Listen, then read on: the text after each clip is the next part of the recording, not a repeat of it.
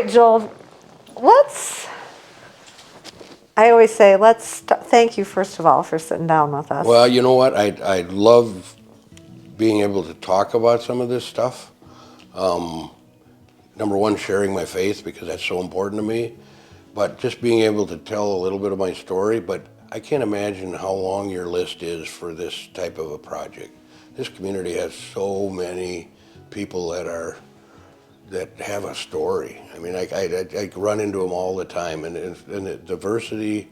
There's so many cool stories out there. So I feel honored that you're even coming to get me involved in it. Wow. I always thought it was old people, but it isn't. So No. Well, let's talk about your age. You had a milestone birthday yesterday. Yeah, yesterday I turned 70, so that's a big birthday. But you know what? I don't feel 70. I mean, and part of it is the athletic training thing. I'm around kids all the time, and they keep you young. They do, you know. I know physically I'm getting a little bit less able to pick people up and do things like that, but yeah, I still love doing it. I still think I can contribute to that part of the world, so hopefully they'll keep me around just for a little bit longer to get the next person that hopefully comes through and be able to do that. So let's go back to 1955. Let's start at the very beginning. Oh, when I was born? Yeah, or tell me. I don't remember any of that part. You know, right. Well, what did your mom and dad tell you about it? They told me, my mom, it's the fun part about it is we were all preemies. My mom was a smoker young in life, and so we were all preemies, and I happened to be, I think, 21 inches long and like 5 pounds something. So she said I was like pooping a worm. So it was not, I was long and I was a little bit jaundiced, but healthy. I think I was fine, so. Where are you in the birth order of the family? Oldest male, second in line. I have an older sister, then me, 2 younger sisters, and then my brother, tail ender. So. Tell me about what it was like growing up here in Worthington. One of the reasons I wanted to come back when I lived in Houston is I love this community. I think it's always been what I would call a community. It's been a pretty close-knit community. If people need help, people help each other. And then when I was growing up, it wasn't Swift, it was Armours, came in, and the first diverse person, they were black families. I think I want to say there were 4, came into the town, and the town welcomed them, you know, as far as I knew. I mean, there were some people that didn't, but most of the community did. I had some of my real close friends came out of that little group, you know, Arnie Wheeler and Mike Kirkwood. They were people I played sports with. And it was just fun to be around different views or whatever. And then as the community or the plant got bigger, more and more diversity came in, and they blended pretty well. Come to now today, when our population is I think Caucasian is probably not the majority, but one of the things about the dominant race is Hispanic. Hispanics are no different than what this community was before. Very family oriented. If you drive around town, they get together in big family units. I mean, right. They're fixing up houses. I mean, I think it's a perfect fit for this community, what it was and what it's always been. And some of my favorite athletes are that group out of the soccer team because they're so respectful. That's great. Yeah. What big family gatherings and things like that, things like we used to in the good old days, I could say that too. What do you remember about that family and? My mom's side of the family was the Irish side, and they were very close. We got together every Sunday, and everybody brought something to the potluck or whatever. And those cousins that I have I'm still close to that side.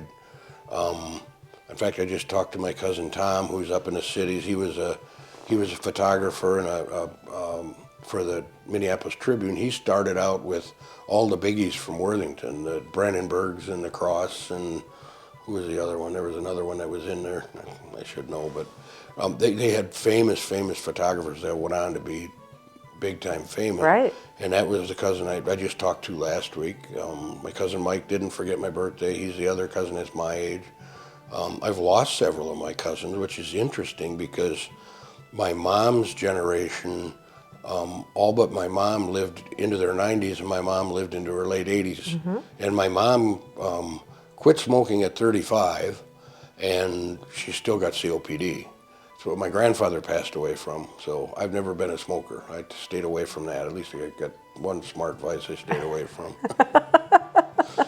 What about your dad's side of the family? My dad's side, he had two brothers. One brother that was a light colonel in the Air Force. He traveled all over the world. He was in Taiwan. He was in charge of the South Vietnamese helicopter pilots out of the Pentagon. Oh, wow. Very successful. They lived in Alabama. And my other uncle was from Sioux Falls, and he was with the railroad.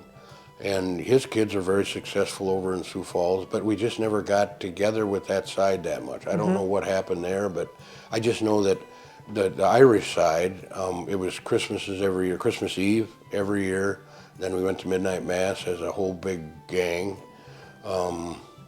Yeah, and like I said, I've stayed very, very close to that side, but now we're getting together at funerals. It's sad, but it is. But that's just what it life, is. right? Yeah, it is. Talk about a little bit about throughout the house and conversations that you and I have had over the years, and one of your sons, Kevin. Talk about your Irish heritage and what that means to you. It means a lot to me, and I think that's probably why I talk a lot, and because I like to.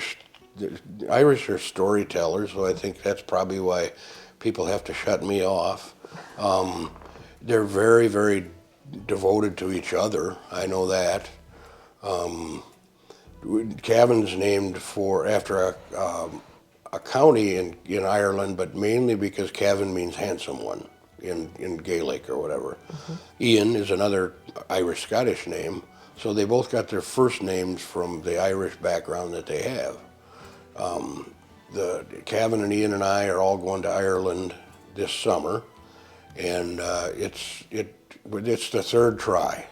The first time we were trying to go, COVID hit. Oh, no. We were all set. We were ready to go, and we were going to go in June that year, and in March it all hit, and then all travel was cut off.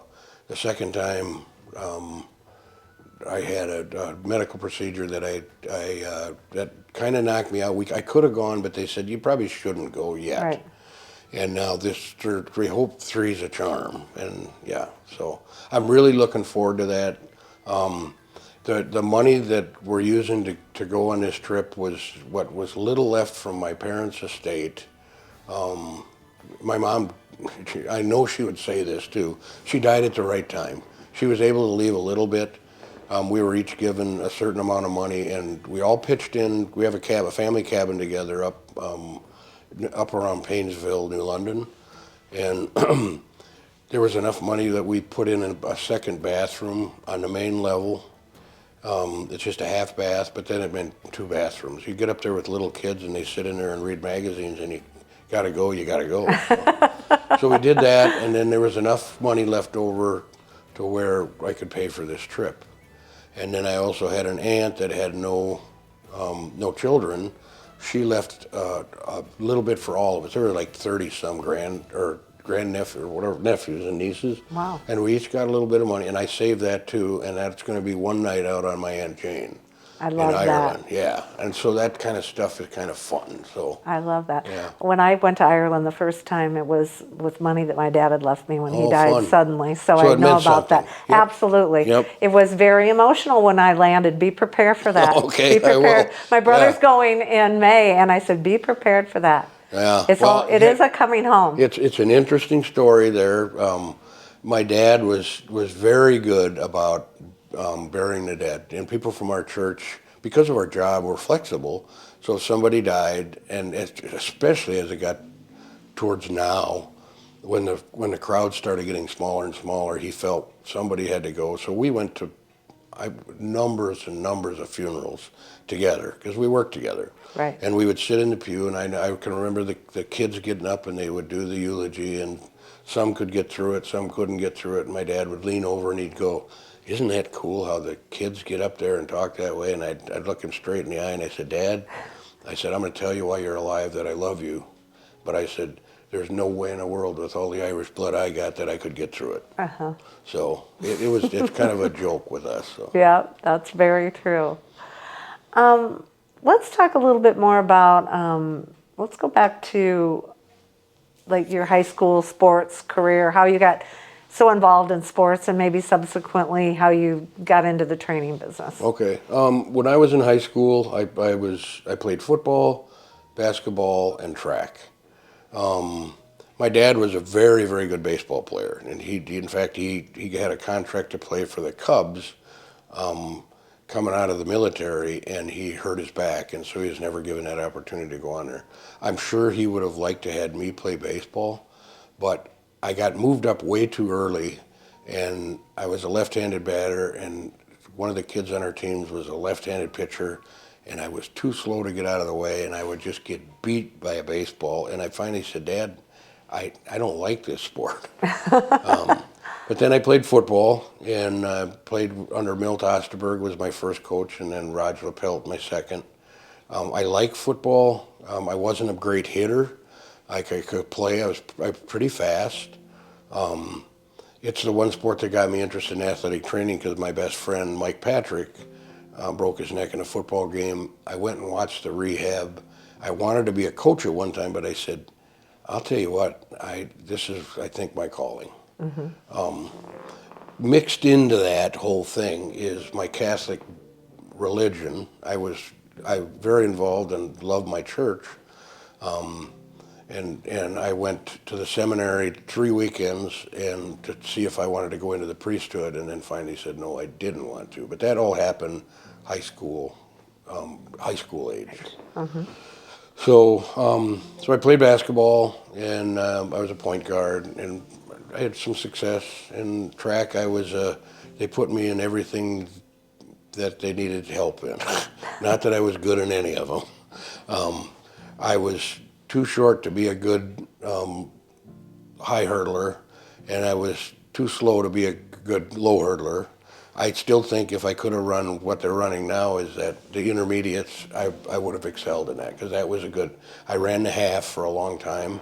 At that time, I think I was within 2 seconds of the school record that stood for 30 years, or a long time. Now that record, Toby Hankel's beat by 20 seconds or 30 seconds. He just killed it. If I had gotten that record, it wouldn't have lasted very long, because Toby got that. I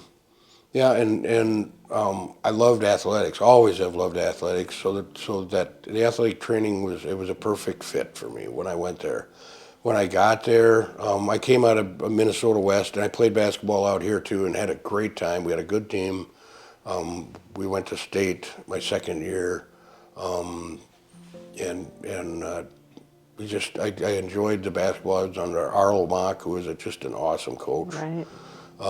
Taught me a lot about defense. Taught me a lot about psychology of sports. I mean, it was just he was just a good teacher by just giving you a lesson and not yelling at you. Right. Right. So I went out here, and then I got out to Mankato State, and at that time Mankato State was considered the second best athletic training school in the nation. Really? Behind Indiana, University of Indiana. So my mentor was Gordy Graham, and he's legendary, as they say. He's an NATA Hall of Famer. So I got to work under him, and then when I got an opportunity to be with the New Orleans Saints for 2 summers. That mentor, that trainer, my first day in training camp, we had an athlete go down. Very first practice, I was the driver of the van. He was down giving the kids CPR, and we're driving to the hospital, and just how calm he was. That taught me how you can be calm in an emergency. This kid quit breathing 3 times on the way to the hospital. Oh my goodness. But we were able to get him to the hospital and revive him, and he survived. And so he is now an NFL Hall of Famer. The actual NFL, they have it for trainers and equipment people. So he's one of those that So, and a good teacher. I mean, I learned a lot from Dean. And Dean is a Minnesota guy, Dean Kleinschmidt. Then my next mentor was Jerry Mines, and his claim to fame was he won a national championship with USC. O.J. Simpson was on one of his kids or whatever. He was an Iowa boy. And when I took the job with the Oilers, because that's when I went to the Oilers, we went out to a bar to have a beer before I did my interview the next day with Bum, and found out that Jerry's parents were had the farm right next to my sister's husband's farm. So there was a connection between my sister. Down in Iowa? Down in Iowa. Okay. And he just moved, he went to UNI, and then he went to, I don't know, his master's was UNI. I can't remember where he got his undergraduate. And then with the Oilers, the two other mentors I had were Dr. Tom Fain and Tom Kane and Dr. Robert Fain. And I learned so much from them. And they would, when we would have an injury, they would check it, and then they would say, "So what do you think, Joel, if you were the trainer that was there?" Because there were three of us. And they'd say, and so I'd feel in the ear, and I'd do it like that, and they'd go, "Okay, go get him a bag of ice." So I'd get him a bag of ice and find out that after all the athletes, nobody was around, they'd come over and they'd say, "So what'd you think it was?" And I'd say, "Well, I thought it was this and this." And they'd say, did you feel that pivot shift when you were doing the Lockmans? And I said, "No." And they said, "Well, why don't you go back and while you're, before you, after you take the bag of ice on, check him one more time and do your Lockmans and see what you feel." And sure enough, it was an ACL that I didn't know, but that's how I learned. And Right. they never said it in front of the athletes. They said, "Go try it again, or do this, or this is something you might try." They never embarrassed you in front. So hopefully I'm that kind of mentor to the ones that come here, because I think that's so important that you let them make mistakes, and then you go and help them figure it out. So, but those two, Tom Kane and Tom Fain, they're the National Athletic Trainer, or the NFL's Trainer of the Year award is named the Kane Fain. So these are my mentors that I came through. I didn't learn this because I'm smart and I observed a lot. I will say that. I think I'm not dumb, but I had such great mentors. So someone reached down and pulled you up. Yep. So tell me about somebody you've reached down and pulled up. Oh, there have been a lot of them, and I can't tell you some of the stories. There's one current one right now that I have written a letter to this family for 20 years because of a tragedy, and one of my classmates died, and I found out that she remembered the anniversary of a death of one of their kids. And so I've written a letter for 20 years, and now they've had another tragedy, and that's somebody I pulled up, I think, or that I've always held. I pray for a lot of people, I know that, and people I don't even like. I still pray for them, and I pray for me that I can figure out how to adjust to it and not be bitter about stuff. Let's talk about, and we can always revisit it, about the role of faith in your life. Well, I considered priesthood, so that's got to be right. That's gotta be Absolutely, something. right. I've always felt that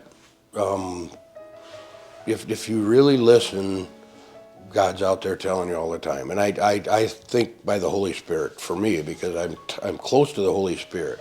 Even when I went through my life's toughest times, I've always felt God never abandoned me. He just said, just listen. There's probably another lesson here. And going back to athletics, I can tell you the most recent one, or the one that really hits home to me, is I was feeling, and this was about, I want to say 10 years ago. Maybe it was less than that, but whenever I got the Zamberletti Award, I was feeling very undervalued as an athletic trainer. And I felt maybe it's time to just be done with this. I get calls when they want me to look at athletes, but didn't get asked to go play golf, or didn't get, so there were things that I was just saying, dang, I just don't feel like they care about me. And one night I remember just before I went to bed, I prayed to God and I said, maybe it's time for me just to give this up and be done with this, because I said I'm not feeling like anybody cares what I do. I said they care enough. They know I know what to do. But then when it's all done, that's where I was just a self-pity party. How's Okay. that? We all have them. Yep. And I Yep. had it. I had it then. And I mean, I can remember how bad I was feeling. And so I prayed that night pretty hard, saying, God, just give me a sign that it's time. So 2 days later, I get a phone call out of the blue from some guy from Bethel College. And he introduced himself and he said, I'm so-and-so, and we'd like you to accept the honor of the Fred Zamberletti Award. I didn't even know there was a Fred Zamberletti Award. Now, Zamberletti was the athletic trainer for the Vikings from when they started to when he retired. His name is in the Ring of Honor up at the U.S. Bank. He was a very strong Catholic, so when he came down to Houston, we would go to Mass together. He and his assistant was another Catholic, and so I'd pick him up and take him to Mass. First year I got the wrong hotel. He never let me live that down. But I always respected him because he was such a kind man and such a good guy. Once again, he's another Hall of Famer in the NFL. He just was so respected in that. So I get this call from this guy, and he said, we'd like you to get come and accept the Fred Zamberletti Award, which to me, I can't imagine any award being more important to me. If somebody called me to be in the NATA Hall of Fame, it wouldn't mean as much as the Zamberletti. Zamberletti is pretty important. It was pretty important to me. So I kind of sat there, and it still didn't hit me in the head, which I sometimes have to get hit twice. I still didn't really say God had anything to do with that one. Mm-hmm. And so I started worrying about, because you had to talk at that thing, and I don't have trouble talking, but in front of a big group like that, and the award was given when the Vikings got all their yearly awards. So, and they had all the high school kids and college kids that were given football awards all the same day. So I started worrying about that and being nervous about it. What am I going to say and everything else like that, and the next morning after that guy had called, I read a devotion every morning. Mm-hmm. And it's just a short one-page devotion. It usually has a Bible verse and has a story with it. And lo and behold, the story that came up was on pride. So I went, dang. It kind of hit me in the forehead with that one. Right. So that's one of the things I attribute to my faith. Crazy as it sounds, this morning, my devotion, I got a book by Tim Tebow, and I struggled reading that daily, so I still got it down, sitting next to my bathroom, and I often just grab one randomly. And this morning I opened it up, and the story was on legacy. What's your legacy going to be? Mm-hmm. And I thought, geez, they're coming to interview me. I hope I can throw that out there, and say that. And I hope, number one, my legacy is I cared about the kids first. Right. I didn't care about the athlete first. I cared about the kid. And then I cared about the kid as an athlete. And how's it going to affect him if I pull him? Or how's it going to affect him if I let him play? Mm-hmm. I'm not going to hurt him for life. Right. I don't care what a coach says or anything else. Now, I will say one thing. The coaches I've worked with all through Worthington College and high school have been great to work with. I've had very few issues. I mean, I've had some stomp off mad because I pull a kid for a concussion or whatever. For the most part, they care about the kids. I'm so proud of working with every one of these guys that have been here, and gals. I mean, gals too. I mean, we've got a lot of really good coaches. So that part, I hope my legacy isn't he was a good guy and he was a decent athlete, or he was a good trainer. I hope my legacy is that I cared about people. Well, that certainly will be true. I know that from personal experience. Let's talk, you talked about you cared about the kids. Talk about your kids. My kids, I got two boys, Kevin and Ian. I have two grandkids, Marty and Petra. Petra is an interesting name, but I love it's that. actually, it's biblical as well, but I'm sure my kid didn't do it because of that. But it's also has to do something with Greek she's a feisty little one. She's just a little over a year. Marty is 5, very smart, like his dad. Kevin is a very smart kid. I couldn't be prouder of my boys. They're both empathetic people, so they picked that up somewhere, either from their mom or from me. But I know they care about people, and they're sad at what's going on now in our country, and they say it has to be me that my son that has children.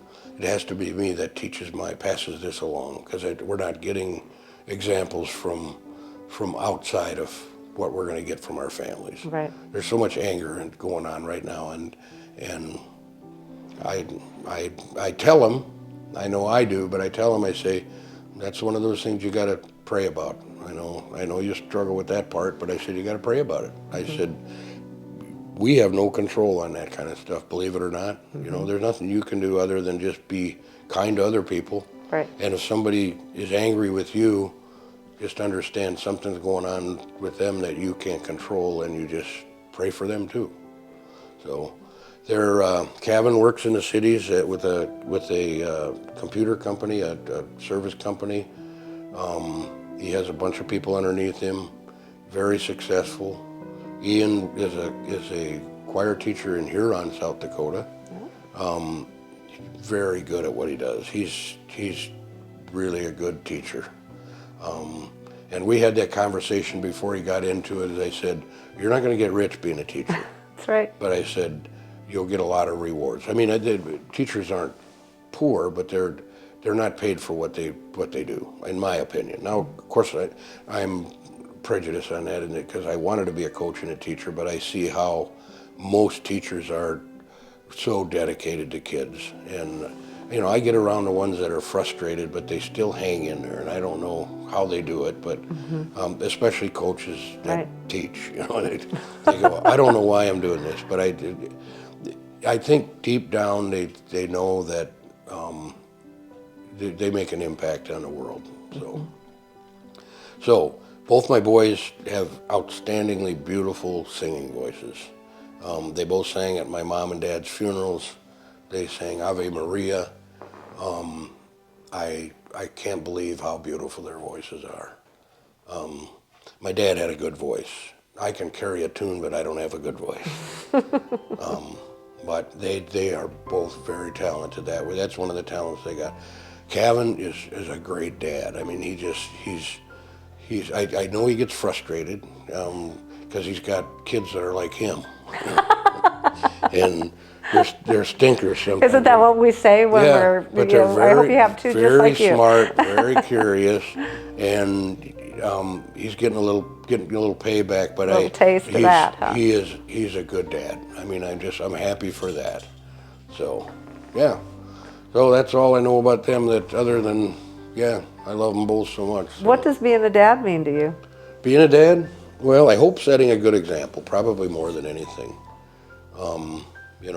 Saying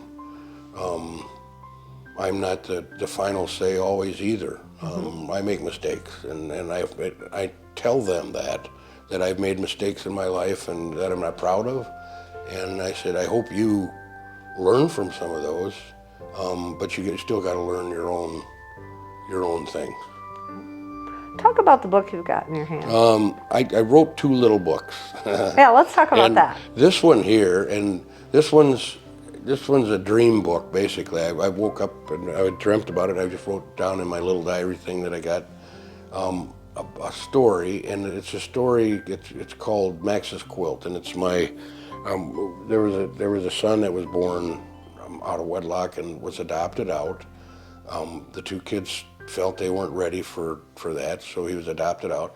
And there was very little connection with it, although it was an open adoption. That was just what Kevin wanted. And so I never pursued it, other than one time I wrote a story. It's something that I like doing is quilting, and it was called Max's Quilt. And it's basically a story about, it's kind of weird, but it's called, there's a quilt master and there's a famous quilter, and it's the interaction between those two. It ties into my faith, and the quilt master is God in the story, and the famous quilter is me, the quilter. So it goes on about just telling some stories. I'll read one real quick passage, which you can get an idea about it or whatever. They're talking about the kind of quilt they're going to use, and they said we will use flannels which are soft, warm, and inviting. On one side of the quilt, we will make it smooth and almost seamless, matching corners and showing great order. Each stitch will be carefully set and each fabric carefully placed. That will be the side that represents what the quilt master wishes for Max's life. On the other side, there will be frayed ends, often twisted and in chaos, not in any real order. On this side of the cloth, they sometimes feel rough and scratchy. This will represent what life truly will bring to Max. And then that just basically says, this is where we hope to be, and that's not where we want to be, or whatever. Right. Some will look closely at this quilt and see many flaws, especially the frayed side. Some will see the fabrics are not from the best clothiers. They will notice a crooked line. Still others will say it is not important. They are the ones Max should avoid and look to the positive people who will see the beauty of this quilt. And then there's another part about talking about the stitches. When the stitch goes through the fabric, how do you know it catches on the other side? And we have to trust. And so that's the gist of the story. And at the very end, the quilt master and the famous quilter see a beautiful piece. So that's that story. I love that. Yeah. And the other little book was called Fishing with Worms, and that's a little kid's story I wrote. Joe Gerber, really a beautiful artist. She's passed away since. She had such great insight. She did the illustration for it. I sold about 200 books. I sold them, what did they cost me? I self-published. I still would like to get that published. I still might go, if I can find somebody that would tell me how to go about doing that, I would like to get it out there, because it's a good little story, and I've read a lot of little kids' books to Marty now, and I said, mine's a lot better than that one. Right. So yeah, and that one I'd have to talk to Claire, that's Joe's husband, to see if we got proceeds from it. I would want to give it to St. Mary's School just to do that. I don't know. That's a pipe dream maybe. You've got so many interests, and you're a real Renaissance man. We've talked about the quilting. You're an author. You make hearts and give them away, and talk about that, and kind of, if you can, connect that to you do hospice volunteering. Yeah, it's interesting because you were the one that called me a Renaissance man back when I lived up next to you, because we lived next to each other. And I told the story. No, I didn't. Did I tell the story about the Osama bin Laden, how it actually came about? I don't think I did. I don't know if you did. I think or we not. showed the picture of it, but that's where it kind of started. One year I had one of my coaches just kind of jabbing at me, saying, when I talk about quilts and stuff, he'd go, "That's kind of a girly thing, isn't it?" And I'd go, "Well, yes and no." I said, it's when you're sewing, it's like running something through a table saw. It's just a different medium. Right. And he still gave me a lot of grief. So I don't know, that back then maybe I was just a little bit confused really what my real sexuality was. So I went out and got a log and I carved a 6-foot Santa Claus. Something manly. Yeah, that's a manly thing with a chainsaw. So I was able to go to him and say, have you carved a Santa Claus with a chainsaw? And of course he didn't. Right. And in the meantime, I made him a quilt, and he absolutely loves it. I mean, he talks about it all the time. So that kind of came out of that weird conversation or whatever, what I like to do. The hard thing started with my brother-in-law lost his dad, and it was the first heart I made, and I did it with a Dremel and a regular Dremel tool. It must have taken me a week and a half to do the dumb thing. It was very time consuming. I'm faster at that now, by the way. So, and I took that heart up to the cities where the funeral was, and I didn't get to go to the wake because we had a sporting event, so I had to cover that, and then I went that next morning. And then we went to the funeral, and before the funeral, I walked through the line, and I just put this heart in his hand, and I said, I made this, I prayed about you, and I just wanted you to have it. So he took it from me, put it in his pocket, and he got up at the end of the funeral and did the eulogy for his dad. And I know, well, I didn't notice, but he told me after the funeral, he came up to me and he said, I couldn't believe that every time I'd feel like I was going to break down, I would reach in my pocket.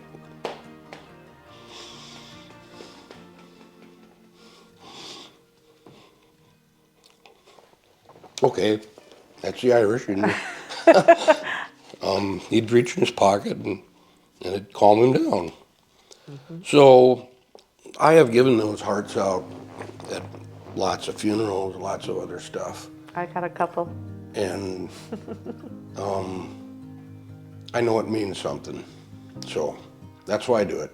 I know right where mine is. Yeah. Right by my bedside. A lot of people tell me that. And I'll tell you, the greatest honor for me is I've had several people say, I gave your heart to somebody else. It was meaningful to me, but yeah. Passed it on. Yeah.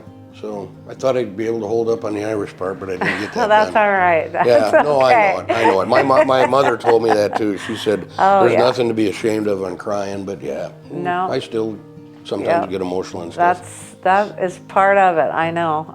And as we get older, I think, too. Yeah. It gets more and more, those things get more and more real to us. I found that out, Yeah. unfortunately. Yeah, you did. But you also, I think you found out what great support you had in this community. Absolutely. I think it does go back to this community, what we talked about before. Yep. I think you don't really understand until you struggle with something, and sometimes it doesn't work that way. You know, I know in the situation with going through a divorce, which I'm not happy about, not proud about, but I said going through a divorce, that's one of those things. A lot of people want to reach out, they don't know how to. Right. They honestly don't know how to. And that's even with the death. Mm-hmm. I'm sure you had some people that you say, why wasn't Mr. Smith there at the funeral, or didn't come and say something or whatever? Right. Some people can't. Right. You know, that's never been a problem for me. Probably one of the reasons I love hospice. Yeah, I'm not afraid of death. I'm not afraid of death. I love hearing people's stories, and I love being there and listening, and I'm probably not more different than most of the gals that are out there. I'm the only male right now that I know that does the hospice visiting. Mm-hmm. Most of the gals there probably are a lot better listeners than I am. I tend to fill it in with a lot of talk, and I said maybe some of them go quicker because they don't want to listen to me anymore. But I honestly, that's so rewarding to me to go out and we talk amongst each other. The other volunteers is we get so much more out of it than the patient does and the families do. It's such a worthwhile thing. This would be my commercial to see if there's any other males out there that would like to think about doing this, come out and do it, because sometimes they see all females and one guy that talks too much. Maybe you'd be that one that listens. Well, it's got to be rewarding. It is. It's very rewarding. It's awesome, you know. And there's a lot of things. If you look in life, no matter what you do, you know, some people are motivated by money. Some people are motivated by fame. You know, I guess part of my life or whatever, I said, I hope what I am motivated by is being a servant to people. You look at my athletic training part, that's serving athletes, serving families. The hospice part is serving somebody. I feel like that's my calling. So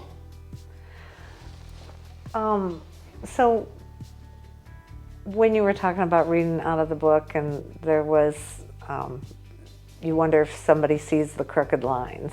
Mm-hmm. Can you talk about your crooked lines? We all have them. Everybody has them, and I think some of them will stay quiet or whatever. But none of us are perfect, and And I think some of the crooked lines start coming together as we get older. I used to worry about what people thought about me. I don't that much anymore. I think that's an Irish trait as Is it? well. I think Yeah, so. yeah. I used to think, I don't want to embarrass my family. I don't want to, I don't want to do something that would make me look bad in the community. I don't have that anymore, or as much. I mean, a lot less. Amy's helped me with that a lot. For when I would give quilts away, sometimes I would say, geez, I hope they don't put it in the dog kennel, or whatever. And I don't have that problem anymore. Right. And it takes a long time to make a quilt. Oh, a labor of love for Yeah, sure. and I don't worry about that anymore. I do it because especially for the ones I've made for our coaches, I want them to realize that I did it because I respect them so much. I just care about what they give to the kids in the community. So many times they're the ones that get beat up. I guess the only thing I should do right now is I should start making quilts in my retirement for all the referees I'd yelled at. A few of those. Oh my gosh, yes, and I like them. I like most of the referees I run into. It's when I was in the NFL, I still think we got shut out of the Super Bowl by a poor referee's call, which ended up being the thing that went to the NFL turning to instant replay. That game. It was Really? a game with Pittsburgh. Momentum had changed. Our wide receiver made a big catch in the corner. They missed it. They didn't know nobody saw it because they have film in Houston. One ref doing that hands up like I didn't see it, and the other one was looking the other way. So they missed the call, and there was nothing that could prove it any differently. And we ended up kicking a field goal. It got us within two, but it would have given us the lead, and the momentum had changed.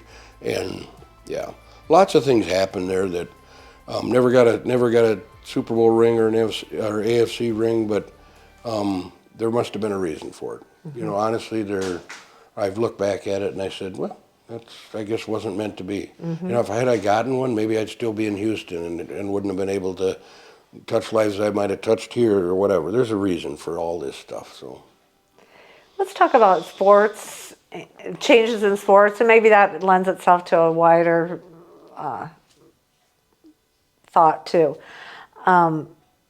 What's changed in the many, many years? How many years in sports? well, We talked about instant replay, yep. When I was in the NFL, there were a few prima donnas, people that thought they were really special, but most of them, our team was a really close-knit team, and they still are. I can still call several of them. When Teddy Thompson was alive, he was with the Packers. He was their second in command when they won the Super Bowl with Favre.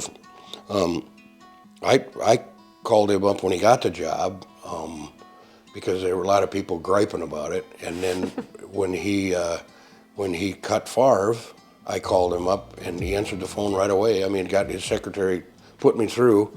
I wanted to go to a Green Bay, Minnesota game in Minnesota and asked him could he get me tickets. I said, and I paid for them, but he was able to get me tickets immediately. First of all, he said, Krekelberg, what are you thinking about calling me on this game? They're impossible to get tickets. Right. But he got me the tickets. So, but those guys were a lot closer. I mean, I hunted with some of them all the time down there. One of them I'm still very close to that lives in Omaha. He was our old center, Carl Mock, one of my favorite people in the world. It started changing after I left the league, and I know because I talked to other trainers that were still in there, and they said it's not like it used to be. It's more about money. And the coaches, when I was down there, the coaches weren't making $1 million salaries. So now with the pressure of them keeping on to that job where they're making millions and millions and all the endorsements and things they get, I think they put a lot of pressure on trainers to get kids to play when maybe they shouldn't. I don't know. That's something I see. I think that's one of the reasons they took away the concussion thing and put it in the hands of a neutral person, is because these trainers were pressured so much to get kids back to play the game, and now they don't have that pressure, at least. I don't know there's any trainers left now. The last trainer that I was really I would call close to is Kevin Magnum from the Saints. He became the assistant after I went through that system. He just retired this year. Pepper Burris from the Packers a couple years ago. So most of those guys are now gone. But I think that part has changed. As far as high school and college athletics, I think a lot of those kids aren't as dedicated as they used to be. I hear the complaint that kids will go on vacation rather than stay home to play in their sport, to finish their sport. We never would have thought about that when I was younger, right. But they'll do that. Kids aren't as respectful as they used to be, but I think part of that is we allow them not to be respectful. I don't let them. If somebody treats me with disrespect, I just walk away from them. I've never chased an athlete down the field that's hurt. I come back there, and I've had several come back and said, "Why didn't you come and look at my injury?" I said, "Because if it was bad enough, you'd come to me." Yep. And they learn from that. Mm-hmm. So if somebody disrespects me, they don't get respect from me. And I think they know that. Mm-hmm. But I'd do anything in the world for any coach or athlete or anybody I've worked with, as long as they are willing to accept what I'm going to help them with. You were talking about, I did a little story and we talked about the concussion tests that you do.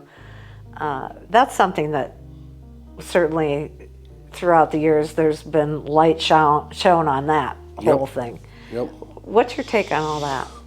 Well, I can tell you when the NFL first came out with it, and I counseled every one of our coaches, I said, the pendulum is going to swing way the other way now.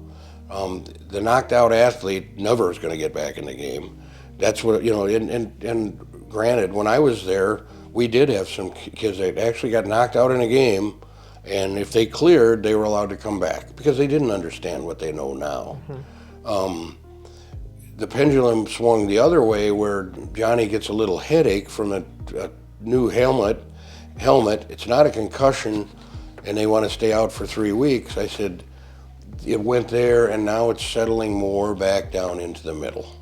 It's more that people are aware of it. We're taking it seriously. When I was with the Oilers, another one that we handled, I think, right, is we had an athlete started complaining about really bad headaches. And they used to, back then it was the end of the head slap where they'd allow the lineman to hit the kid on the side of the head. And he was complaining of headaches, so we pulled him. And we caught a lot of pressure because he was a really good offensive lineman. And we just said, no, he's not going to go back until we get him examined. Now, we were in San Angelo at training camp, and they didn't have a CAT scan there to do any kind of test. So we just held him out for 2 weeks, and every day we caught abuse. And well, how come he's not practicing? Well, because he still has symptoms. And I think part of it, we were wondering if he was milking it too. But we didn't give in to that part. We said, and there's a lesson I learned, is you have to treat everything like the symptoms say they are. Mm-hmm. And so we went in to play our first preseason game in Houston and sent him to the neurosurgeon, and we got a call at halftime that he was in surgery, having brain surgery. He had a subdural hematoma. Oh my word. And at that point, that particular bleed, 60% of them don't survive it. And he did survive it, and there's the lesson I learned early in my career, which I'm glad, is you take every injury serious and then work your way to try to counsel the kid and say, is it real or is it not? Right. When early in your life, you saw what a football injury can mean for someone, someone that you loved and cared about deeply. Yep. How did that affect you?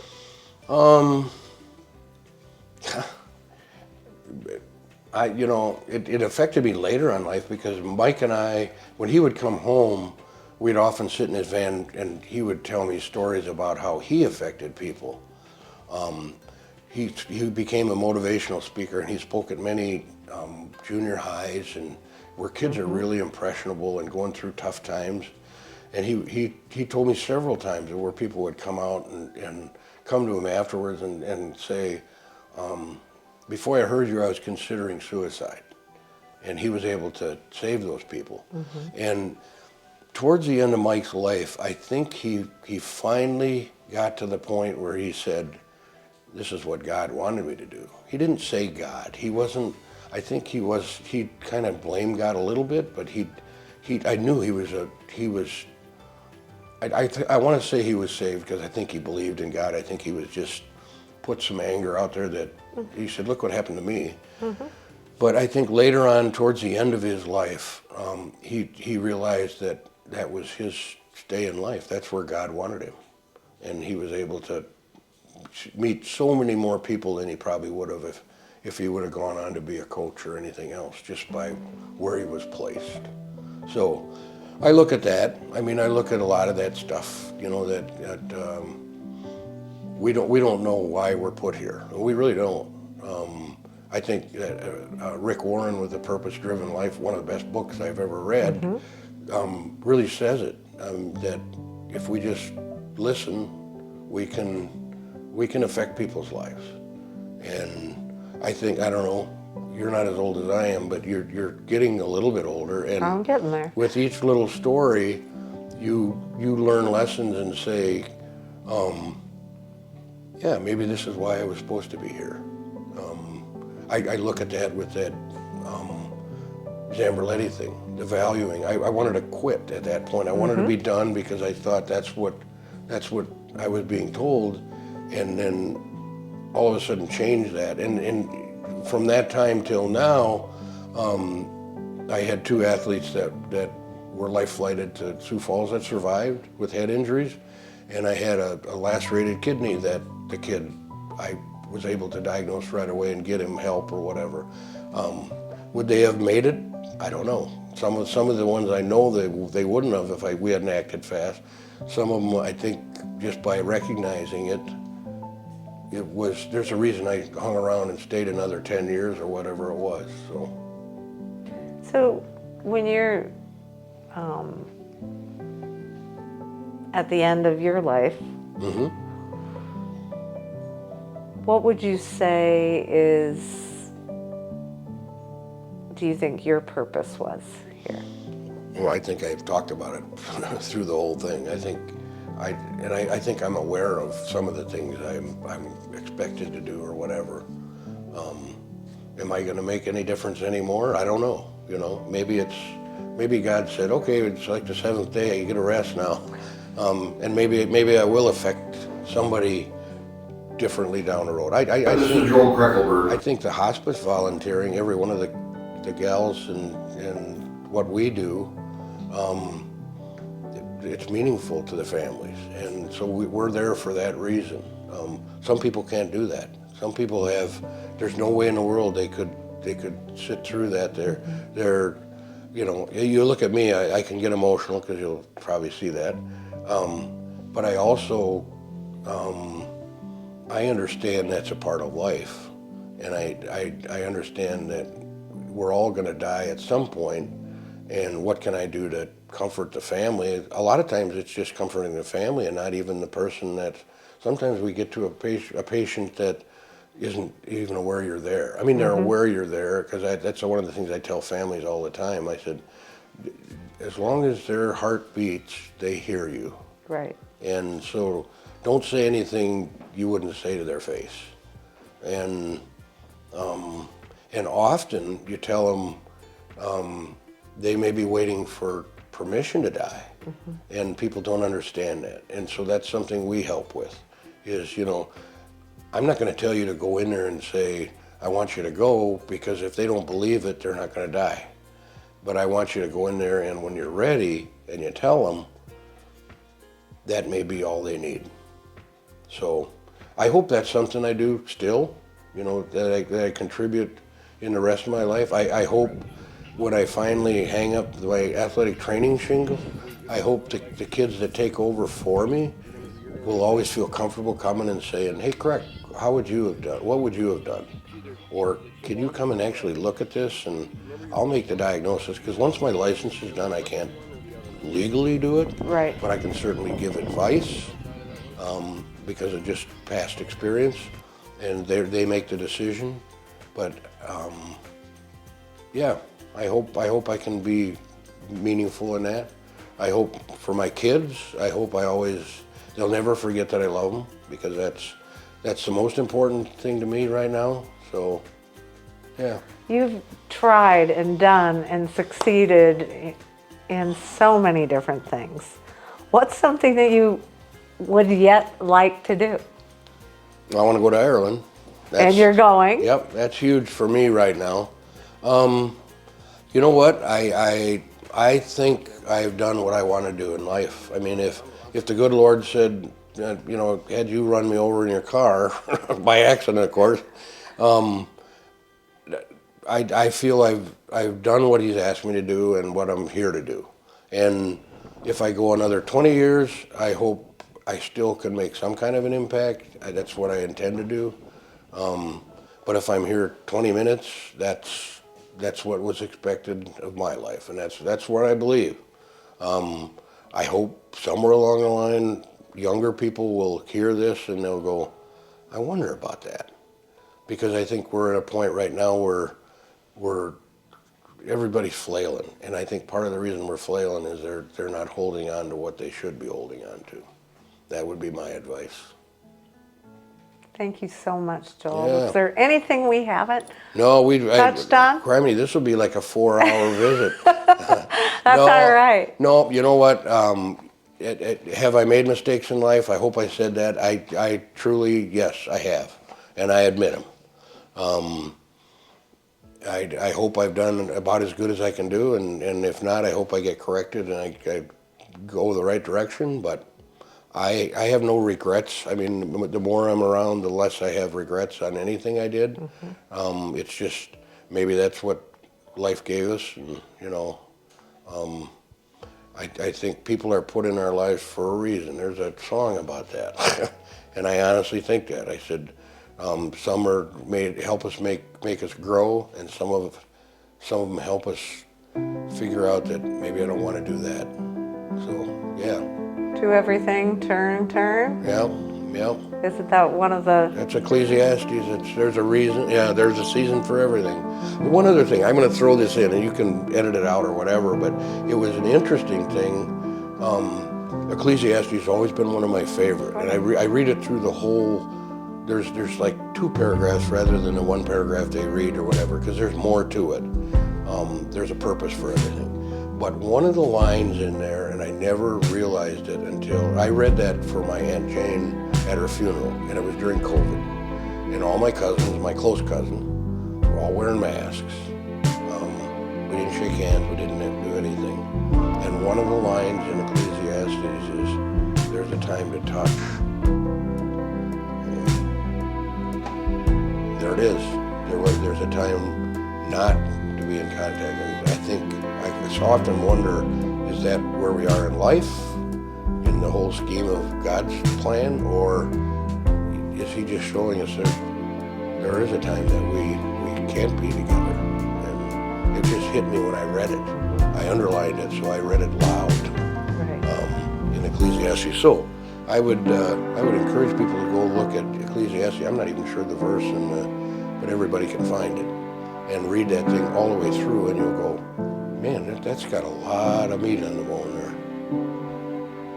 Well, thank you so much for sitting thank down you. and doing this. I really enjoyed this. Like I said, once again, you would have an easy job, because this community is full of people that have stories that they can share with others. Well, yours is a good one. Thank you for sharing it with us. Thanks. Okay.